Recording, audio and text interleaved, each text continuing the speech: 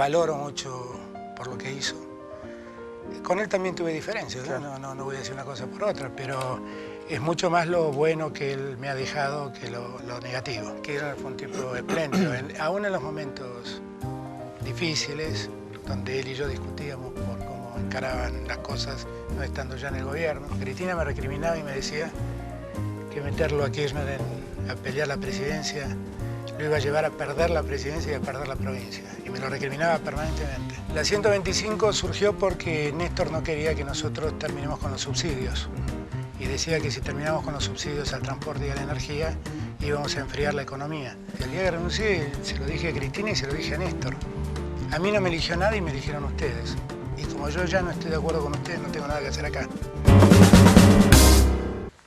Bueno, tercer bloque. Nos vamos a permitir la excepción de elegir palabras y vamos a seguir. A charlar acá. ¿Cómo no? ¿Cómo no? Nos han quedado muchos temas, me parece, ¿Cómo no? por conocer. ¿Cuál fue su peor día como jefe de gabinete, Alberto? Los días fueron en general todos complejos.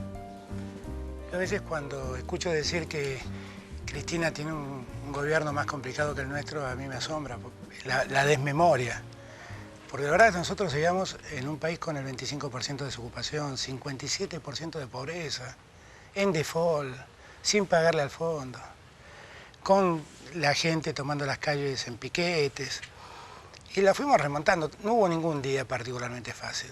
Hubo días más complicados. Me acuerdo la marcha por Axel Bloomberg en la Plaza de los Dos Congresos, que juntó 150.000 personas, y aunque no era responsabilidad directa nuestra, lo sentimos como tal y nos preocupó mucho. Y después creo que el otro día muy feo fue el día de mi renuncia, que para mí fue un día triste, porque la verdad era como que dije, bueno, tengo que tomar una decisión, si sigo me someto, y yo, la verdad a mí no me gusta hacer política sometido, no creo que los gobiernos sean cuarteles, no creo que los presidentes sean generales, ni que los jefes políticos de uno sean generales y unos soldados rasos.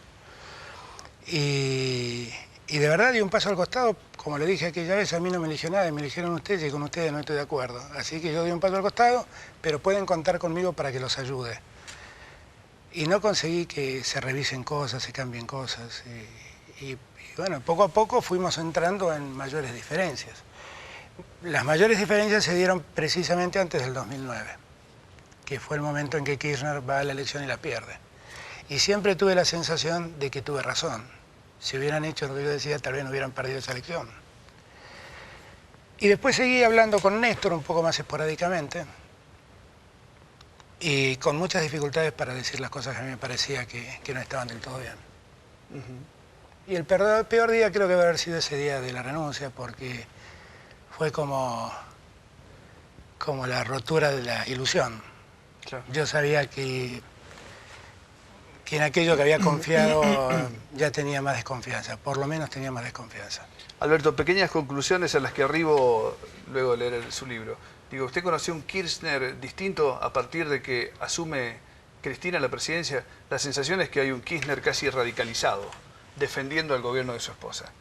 Porque recién, por ejemplo, usted contaba lo de la marcha, lo que significó, la conmoción social que significó el caso Bloomberg, pero no conocimos al mismo Kirchner que vimos después con la 125, por ejemplo. Sí, claro, claro. No, y de hecho, después del caso Bloomberg, Néstor se reunió con el papá de Axel, y Néstor, hasta el último día de su mandato, tuvo la foto de Axel Bloomberg delante de suyo en su escritorio, porque él lo vivió como un tema muy doloroso, y donde él se sintió, como todos nosotros, de algún modo, que tal vez hubiéramos podido hacer algo que no hicimos. No sé si estoy en lo cierto, no sé si podíamos, pero no lo sentimos bien. Yo creo que Kirchner tuvo un problema cuando Cristina fue presidenta, que le empezó a costar encontrar su rol, porque Kirchner era el jefe nuestro. Y repentinamente el jefe nuestro no era el presidente. La presidenta era otra persona, que era Cristina. Muchas veces a mí me cuestionan y me dicen, no, pero vos no tendrías que haberte ido. Claro, nadie pasó lo que me tocó pasar a mí, porque el que estaba sentado en esa mesa y uno en un momento no sabía a quién responderle, era yo. De cualquier modo, yo creo que ese no fue esa la causa del cambio de actitud de Néstor. Yo creo que fue la 125 porque la derrota los hizo sentir vulnerables. Esta es la verdad. Y frente a los vulnerables se radicalizaron. En actitud, en discurso, en todo sentido. ¿No habían llegado así al poder? No.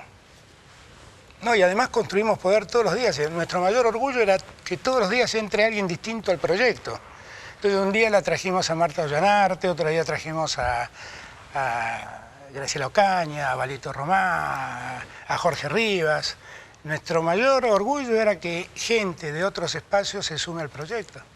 Hoy en día, si no se está totalmente de acuerdo con el proyecto, no hay lugar en el espacio para uno. Esa es una enorme diferencia. Nosotros vinimos a combatir un discurso único que durante años imperó en la Argentina. Y ahora hay otro discurso único. Y hay algunos que piensan que si el discurso único es progresista, hay que bancarlo. Y que si es de derecha, no. La verdad es que los discursos únicos son nocivos, sean progresistas o de derecha, porque privan el debate, impiden discutir, impiden reflexionar. Alberto, y en la construcción de este nuevo espacio en lo que usted trabaja, ¿le pesa en algún momento, hay algún prejuicio, digo, sobre usted, se lo manifiestan por haber formado parte del gobierno de Kirchner? No, porque la gente no guarda un mal recuerdo de Kirchner. Lo que hay, honestamente, los más cercanos a la presidenta y que no entran en la locura de tratarme de traidor, lo que más piden es que vuelva al gobierno, que abra un diálogo con Cristina. Y yo la verdad siento que es imposible. Y lo digo también con pesar, yo quisiera que la cosa sea distinta. Pero la verdad ya a esta altura no es Cristina, hay un montón de cosas que me separan del gobierno. Me separa del gobierno la negación de la inflación, me separa del gobierno la no atención de la salida de dólares durante tanto tiempo. Me separa del gobierno haber llevado la economía hasta este punto, cuando lo pudo haber resuelto antes sin ningún costo. Me separa Reposo, me separa la renuncia de Rigui, me separa Angola, me separa el cierre de la frontera, todo eso me separa. Ya a esta altura no tenía un problema con Cristina, tenía un problema con tantos. Alberto, ¿cuál es el futuro inmediato que ve usted? ¿En el país? Claro, a partir de todos estos... Muchas veces me preguntan a mí si toda esta situación puede generar una crisis enorme. Y yo digo determinantemente no, porque nosotros finalmente cuando nos fuimos con Kirchner dejamos 46.000 millones de dólares de reservas. Es lo mismo que tiene Cristina, pues no sumó ninguna. Pero tiene 46.000 millones de dólares de reserva. Y me parece que eso es un colchón no menor como para estar tranquilos. Por lo tanto, yo no creo que haya una crisis que haga sentir a la gente lo que en otros años sintió, como en el 2001, esta sensación de terremoto donde todo se mueve y todo se cae. Pero lo que sí creo que estamos teniendo una pérdida de oportunidad enorme. La crisis hoy en día pasa por la pérdida de oportunidades. Y no es que nosotros no las necesitemos, las oportunidades. Porque la Argentina todavía tiene un 25% de pobreza. En esta Argentina, el 40% de los que trabajan lo hacen informalmente. No tienen jubilación futura, no tienen asistencia social. No es un tema menor. Y cuando se expulsan como el gobierno expulsa a los inversores, lo que se expulsan son nuevas empresas, nuevas fuentes de trabajo, que esa gente que trabaja en negro pueda trabajar en blanco. Todas esas oportunidades estamos perdiendo. Estamos perdiendo la oportunidad de integrarnos al mundo que hoy en día nos mira con desconfianza. Mire, si yo le pregunto a usted cuál es el país más complicado del mundo, seguramente usted me diría España. Ahora, España tiene 500 puntos de riesgo país y nosotros 1100. Y nadie le presta atención a esto. Esto suena razonable, esto suena normal. Nosotros nos vamos a lamentar de haber dejado pasar tantos trenes. Eso es lo que le vamos a reprochar a Cristina. ¿Cuáles eran esos trenes, Alberto? A ver, tradúzcamelo para que lo entendamos todos. Haber dejado pasar el tren de la confianza de los argentinos y que los argentinos no se lleven los dólares del sistema. Cuando algunos senadores y algunos diputados dicen los dólares es un problema del 10% de los que ahorran, están diciendo una enorme mentira y un gran disparate. Y resulta de hacerle creer a la gente que si uno toma el monto total de plazos fijos que hay en el sistema financiero, efectivamente solo el 10% es en dólares. Pero el que ahorra en dólares no ahorra en el sistema financiero. El que ahorra en dólares lo pone abajo del colchón, claro, o lo pone en una caja de seguridad. En la Argentina hay en todo el sistema financiero 711.000 cajas de seguridad. Y desde hace 6 meses están agotadas. Están todas tomadas. El cálculo que se hace es que en cada caja de seguridad hay en promedio 50.000 dólares. Haga la cuenta. Y dígame en qué ahorran los argentinos. Y que el gobierno deje pasar esa oportunidad y que los argentinos saquen esos miles de millones de dólares y los pongan en empresas, en emprendimientos, con confianza, es una pérdida enorme. Una enorme pérdida de oportunidad. Porque eso es trabajo para la gente. Y la verdad, la dignidad de la gente, yo estoy muy de acuerdo con el plan, con los planes sociales, con la asignación universal por hijo, pero la verdad los planes sociales a uno le permiten vivir en la pobreza, pero no lo ayudan a salir de la pobreza. Y cuando los planes sociales se mantienen durante tanto tiempo y se convierten en parte estructural de una economía, como pasa hoy, nosotros estamos condenando a cada uno que recibe un plan social en ser eternamente pobre. Y yo eso no me lo perdono. Y eso no es progresista, eso es un formidable desprecio por la gente. Formidable desprecio por la gente. Y Cristina y el gobierno no puede decir que el problema de los dólares ha empezado ahora. Porque en los años en que Cristina fue presidenta, en su primer mandato, se fueron 50.000 millones de dólares del sistema. 50.000, Daniel, no es poco, es un montón. Y en Brasil pasaba lo contrario.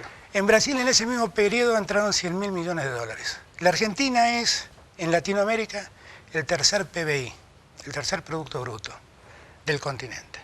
Sin embargo, a la hora de recibir inversiones, primero está México, primero está Brasil, segundo está México, tercero está Chile, cuarto está Colombia, quinto está Perú y sexto está Argentina. ¿Y lo que pasó con YPF cómo repercute en ese? Lo que pasó con YPF, yo creo que hay dos partes para analizar.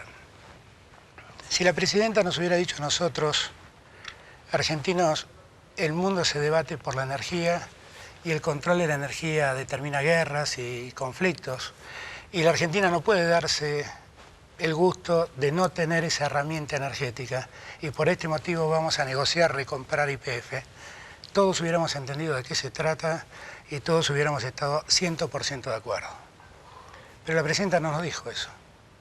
Trató YPF como Malvinas, lo trató como un problema de soberanía nacional y le hizo creer a los argentinos que teniendo YPF íbamos a resolver el problema energético de la Argentina. Y es una gran mentira es esa. Porque YPF solo representa el 30% de la energía que se produce en Argentina. En el mejor de los casos manejará el 30%. El 70% restante de ese sector, lo que tiene es miedo que le pase lo que le pasó a Repsol. Invierte menos, claro, tiene más cuidados, tiene más prevenciones. Con lo cual la medida, yo no sé cuánto sirvió. No sé cuánto sirvió. Y no sé cuánto va a servir. Y además es ponerle una nueva carga financiera, económica al Estado, a un Estado que ya no le está sobrando tanto. Nosotros teníamos con Kirchner 5 reglas. Superávit fiscal, que hoy no tenemos. Superávit comercial, que hoy no tenemos. Nosotros comprábamos dólares para que el precio del dólar no baje. Acuérdese. Claro. Y ahora no alcanzan los dólares para parar el precio ascendente del dólar. Nosotros acumulábamos reservas. Fuimos de 8.000 a 46.000 millones de dólares. Cristina 4 años lleva con 46.000 millones de dólares. Y nosotros nos desendeudamos. Salimos del default y le pagamos toda la deuda al fondo. Cristina tenía que resolver el Club de París. Y ahí estamos. Ahí estamos. Esto es lo que a mí más me preocupa. Porque todo esto que no hicimos, todos estos trenes que dejamos pasar, ¿cuánto le cuesta a la Argentina ir hoy al mercado internacional a tener un crédito? Claro. Estas son las oportunidades, estos son los trenes. Y esto es lo que a mí me apena. Y cuando la gente me escucha hablar tanto de las inversiones, tiene que saber que no hablo de las inversiones pensando en el negocio de los empresarios. Hablo de las inversiones pensando en la oportunidad de creación de fuentes de trabajo que la Argentina pierde. Y ese es un problema. Y el gobierno construye una realidad que poco tiene que ver con la verdad. El INDEC dice que la pobreza en Argentina es del 5%. Y en la Argentina hay 5 millones de planes sociales. Explíqueme cómo es posible. Que si hay 5 millones de planes sociales, quiere decir que más del 10% de la gente recibe planes sociales y solo el 5% es pobre. Cuando uno empieza a reparar en estas cosas, uno empieza a decir, bueno, esto no está bien rumbeado, como dicen en el interior del país. Alberto, pero ya el descreimiento sobre todos los indicadores es cada vez, es total. Claro, pero es un problema, es un enorme problema. Y el problema además no es el descreimiento en los indicadores, es que no se asuman los problemas. Y que cuando se asumen con medidas equivocadas. El dólar sube porque hay inflación en la Argentina, y en la Argentina no se habla de inflación. El gobierno no habla de inflación, todos los demás hablamos. Y cuando el gobierno se dedica a la inflación, lo hace para cerrar el Instituto de Estadística de Mendoza. Que esto es más o menos como si yo llamara, si usted fuera mi médico, y yo le dijera, doctor, tengo 39 grados de fiebre, rompa el termómetro, me dice usted. Claro. Rompa el termómetro. No la mire. No la mida. Eso no es así. Eso no es así.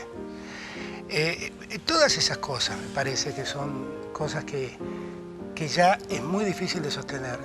Que el escenario sea complicado porque uno se ha dejado de estar. O sea, lo que empezó siendo una febrícula de 37 grados, ahora es una fiebre de 40. Ahora estamos mucho peor, mucho más complejos. Hacemos una pausa, Alberto. ¿Cómo no?